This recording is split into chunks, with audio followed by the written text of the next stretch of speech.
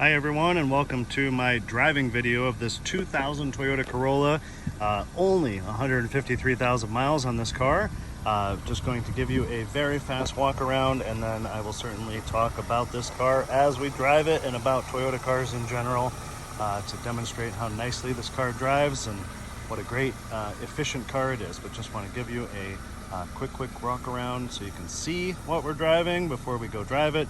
If you want to see the complete walk around and any imperfections up close, take a look for the complete detailed walk around inside, outside, under the hood video on my channel, most likely probably right next to this one. This car is not absolutely perfect, but it's a very nice, solid, mechanically car. Everything works, clean, nice, low mileage, truly owned by an older lady. So here's what it is, and here's what we're going to drive. So if you're ready, like I like to say, come along with me. We're going to put on the seatbelt and we're going to go drive this car both on the city and in the freeway, on the freeway, in the freeway, on the freeway. We're going to drive both. So skip around, look around. I'm going to drive it at medium speed, city street speed, and then some freeway segments. The car runs and drives excellent. Everything works. Air conditioning works great, and it's just a nice economy car. So come along with me, and here we go. All right, and here we go.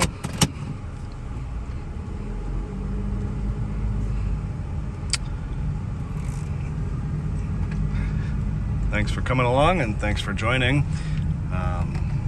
Please leave your comments, suggestions, contributions, whatever you like in the comment section. I enjoy to see them and read them. Also, of course, please subscribe.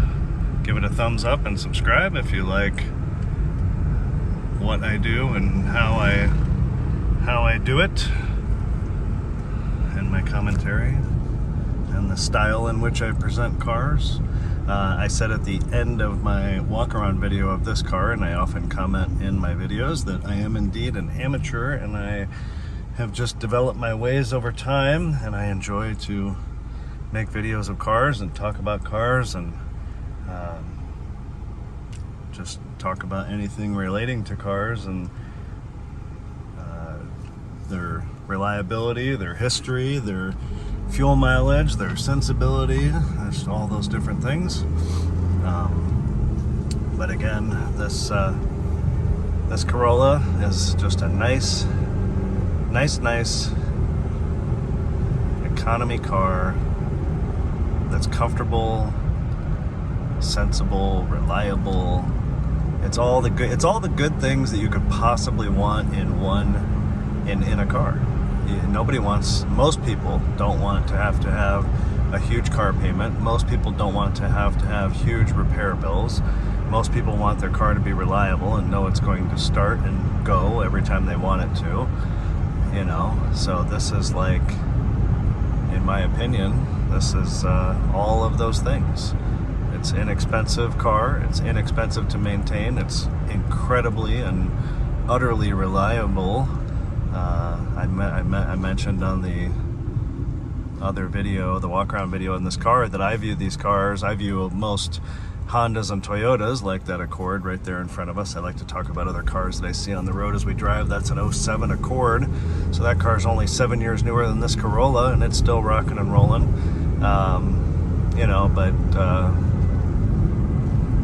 They're like Energizer bunnies. They just keep going and going and going and going. If you're watching this and you don't know that ad, then go look that up. But it was Energizer batteries play on that their batteries would go so long that you never need to replace them, and that's kind of like this car. It'll go so long until you just want something different. It is genuinely comfortable. I am extremely comfortable in this car. I have the seat all the way back. There's a Toyota Corolla, newer, or actually it might have been a Camry. I have the seat all the way back, and as you can see, my legs are not scrunched. There's my knee to the dashboard. I do have the seat in a relatively upright position, so I can give you a maximum view of drivability here, but I am very comfortable. This is kind of how I drive, with my legs spread a little bit. I have my left foot over on the footrest, and I have my right foot using the gas and brake. The seat is comfortable for me. This particular seat is not broken down. It's about as firm as this passenger seat next to me, because as I mentioned in the walk around, this was owned by a quote unquote little old lady, but an older lady who was very small. So this seat's in good shape. 125 horsepower, I mentioned on the walk around. It's a 1.8 liter, which is what these cars have had forever and ever and ever. And it doesn't feel like 125. It gets up to speed, and it genuinely will get out of its own way, and it's not a slouch. Even though it's only 125, it does very well. Now, it's not the 375 horsepower that just pulled out in front of us, but you know, it does pretty okay. That Mercedes-Benz in front of us is a 5-liter V8, so it certainly consumes more gas, more fuel, and that car has, last time I checked on a 5-liter V8, I believe it's 375 horsepower. So that car has, ironically, 3 exact times. That's a beautiful car, but you talk about low reliability and a high cost of ownership, it's right there. But that lady's enjoying it. There's a good-looking Toyota 4Runner. 3 times the horsepower of this car. Kind of funny.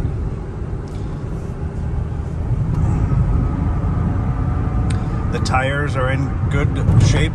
They've got lots of tread, as are the brakes. I showed in my walk-around video on this car.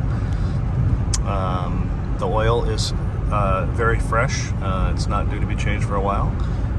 It has some new stabilizer links, which are the little suspension bar pieces on the suspension that keep it stable and not bouncy, kind of like a strut assister to a degree. It's just a good little car. I mentioned on the walk around video, this car does not smoke upon cold startup. Some of these 1.8 liters, if they've been abused, which they will still go, but if they've been abused, they will tend to smoke on a cold startup.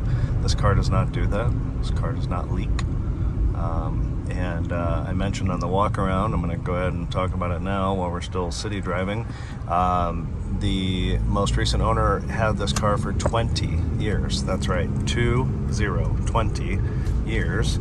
And that's a long time. Most of these newer cars we're seeing around us, these people won't have these cars by next week.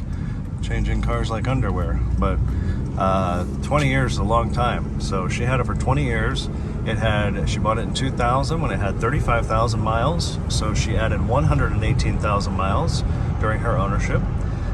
If you'd like to know the worst car on the road that has the absolute opposite of everything we talked about this car, it's right there. Land Rover Range Rover is the absolute worst car you could possibly own. It is the absolute highest cost of ownership. It's the absolute worst gas mileage, and it will develop a new problem on every day of the week that ends in Y. So they're beautiful cars, but they are the biggest piece of garbage no matter what year, no matter how new, no matter how old. They are just terrible.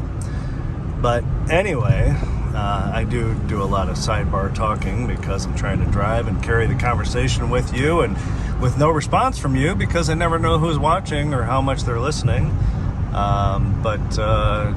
Yeah, so she had the car for 20 years, 118,000 miles, and the miles are still sillily low. It's silly, I tell you, right? So 153,000 divided by 23 total years, I believe the math is about 6,600 miles per year. So 6,600 on the average per year, that's literally half of any of the low side average. You know, the low side average is 12, but that's kind of old school. I feel like the realistic average nowadays is like 15.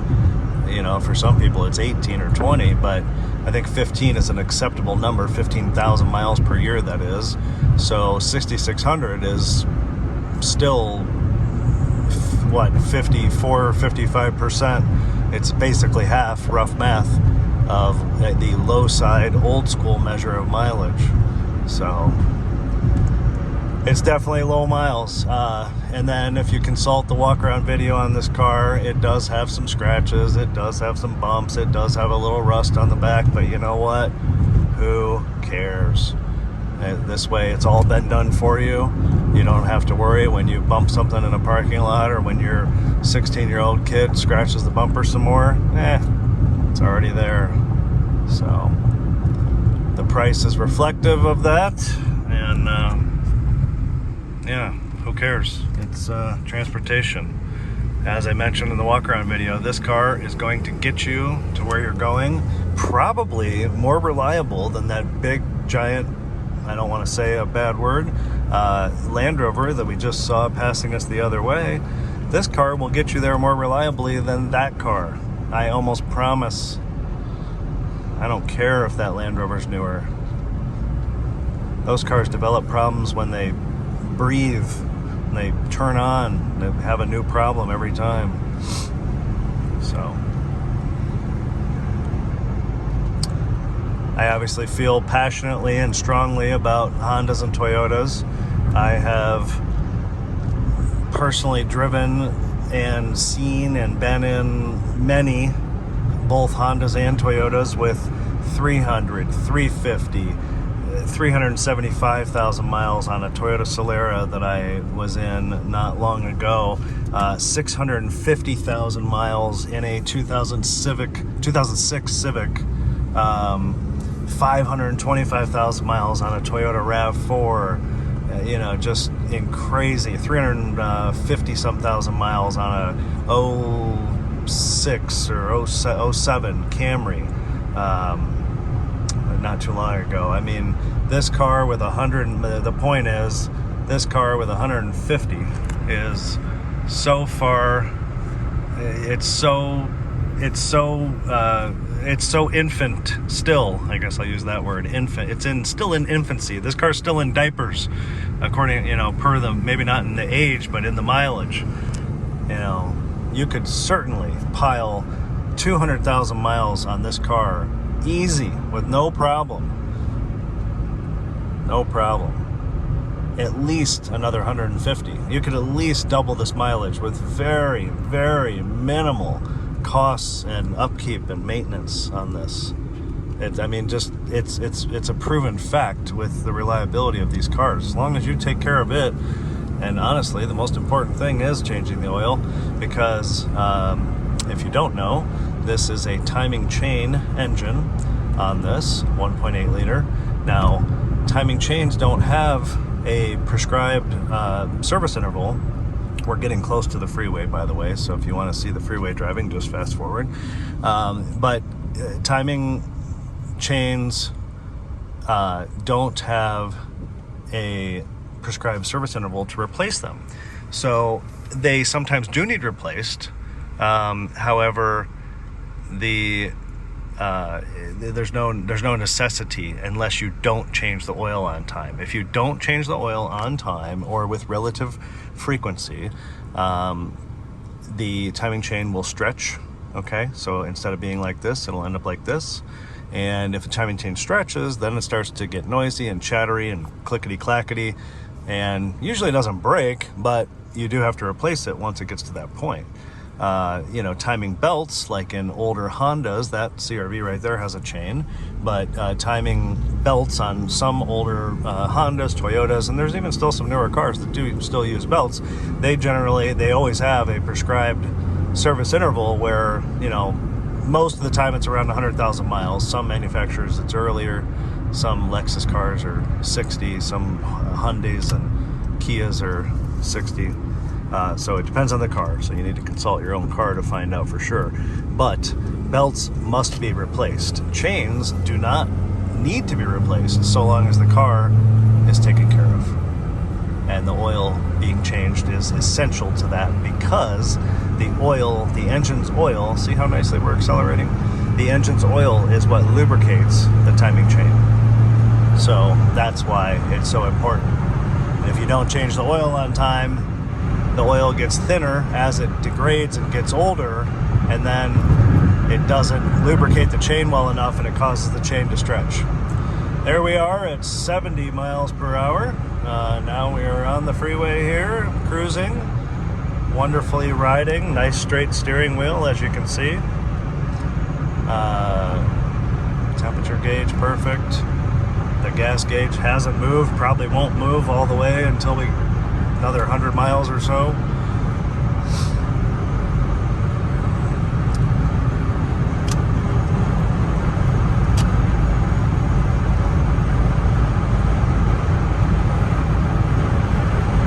.74, 75 miles per hour, nice and smooth.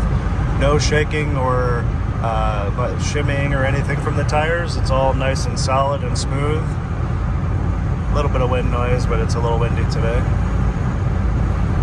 But look at that. Wonderful. 75 miles per hour right there. Steering wheel nice and straight. Hands off the wheel. Car is barely moving outside of the lane. Look at that. Minimal adjustments. No hands. No hands. No hands. Anybody nervous yet? Oh, look, it's gonna, here we go. There's an 08 Honda Accord, 08 or 9 or 10.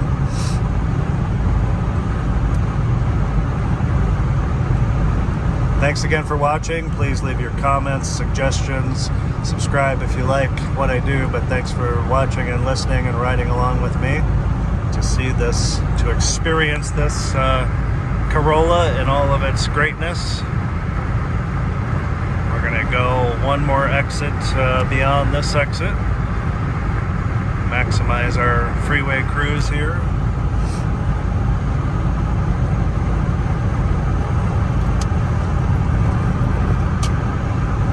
I said this on the walk around video, but I'm going to say it again right here.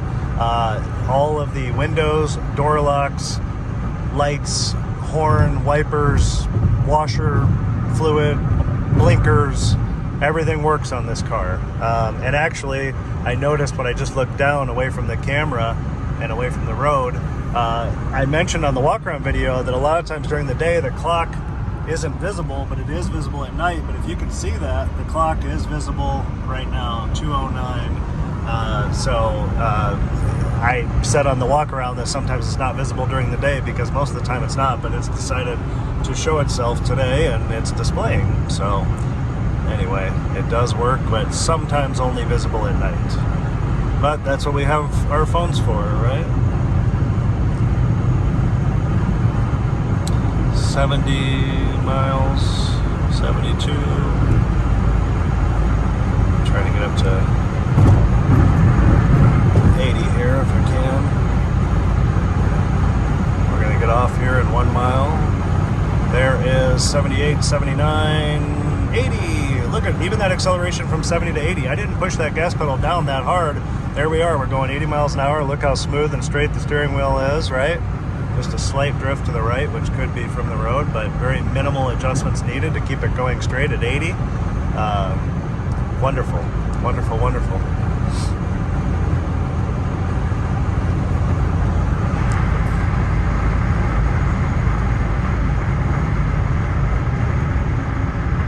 Air conditioning works and feels great. This car definitely was not smoked in either. It smells nice in here, also probably because it was just clean.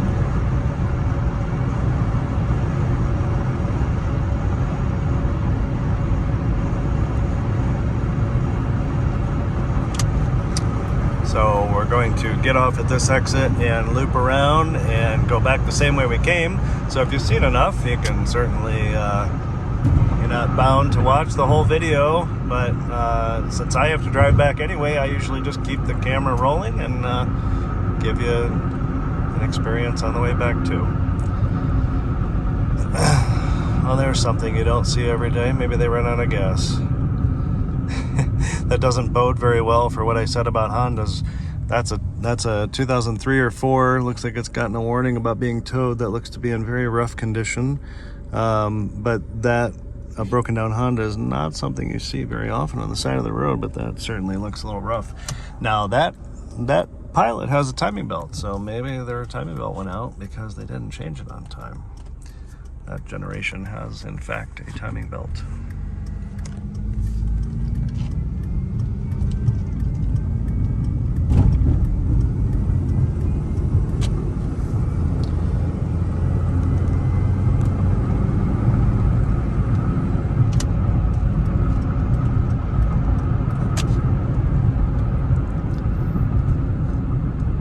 There's what you would expect to see more on the side of the road.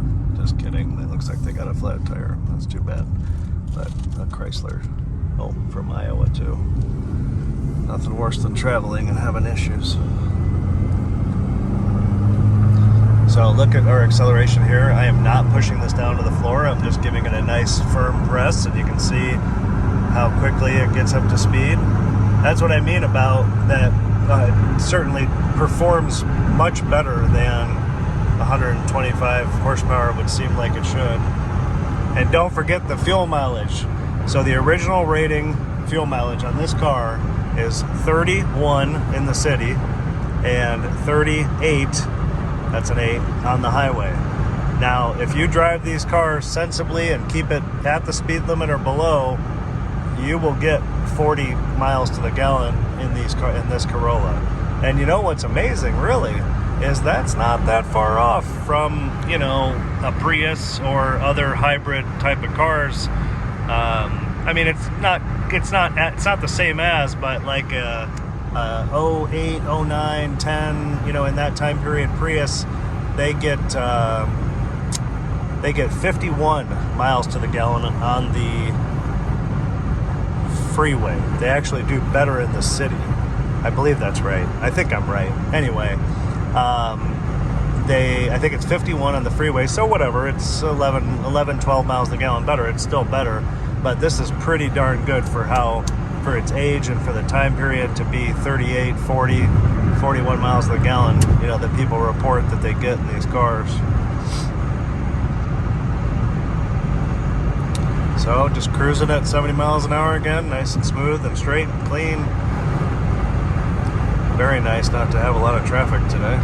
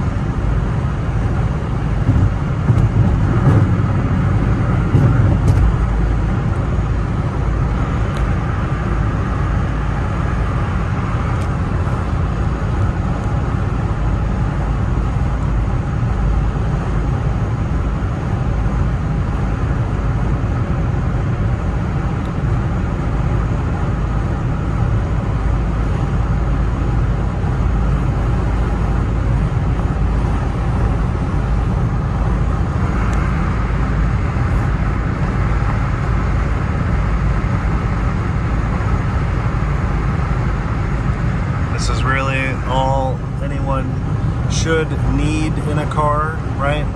I mean, newer cars have all the fancy dancy gadgets and electronics and computers and safety systems and all the blind spot and all that business, but realistically, transportation, A to B, home to work, work to home, which is what most people that's where most people do their driving. I mean, everybody would like to have power windows. Everybody would like to have nice air conditioning and a working radio, and that's really all you need. Simplicity. Less stuff to break and go wrong.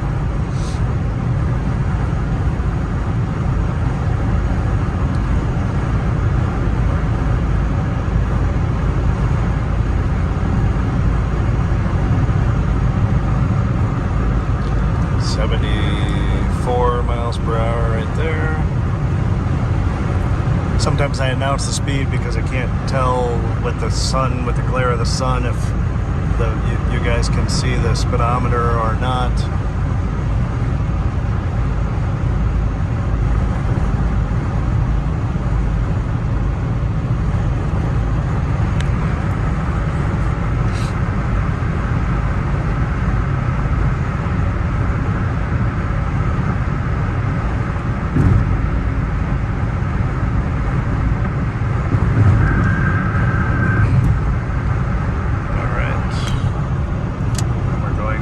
exit here, which is where we began.